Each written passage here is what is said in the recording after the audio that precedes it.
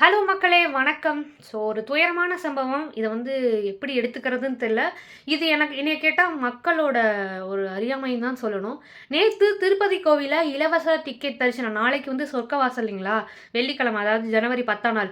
அத இலவசமா பார்க்கறதுக்கு திருப்பதி கோவில்ல இலவச டிக்கெட் குடுத்துருக்காங்க. அத வாங்கிறதுக்காக நெறைய கூட்டம் வெயிட் பண்ணிட்டு இருந்தாங்க.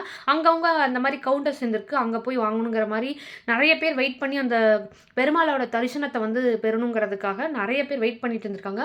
ஒரு கட்டத்தில என்ன ஆச்சுன்னா, தள்ளுமுள்ளு ஏற்பட்டு நெரிசல்ல 6 பேர் உயிரிழந்திருக்கிறதா சொல்றாங்க.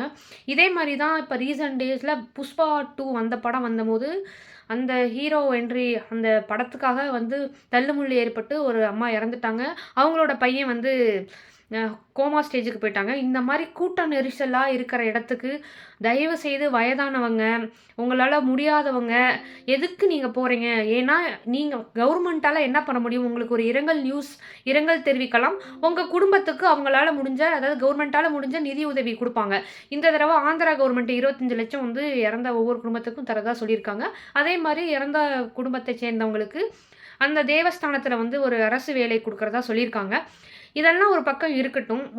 அதாவது இந்த காசோ, அரசு வேலையோ உங்க குடும்பத்தை சார்ந்த யாருக்குமே அது பெரிய விஷயம் இல்ல. உங்களை தாண்டி நீங்க உங்க குடும்பத்துக்கு எவ்வளோ முக்கியங்கிறத நீங்க தான் யோசிக்கணும். இதில அரசாங்கத்து மேல குத்தம் சொல்றதெல்லாம் எந்த விதத்திலயுமே நியாயம் இல்ல.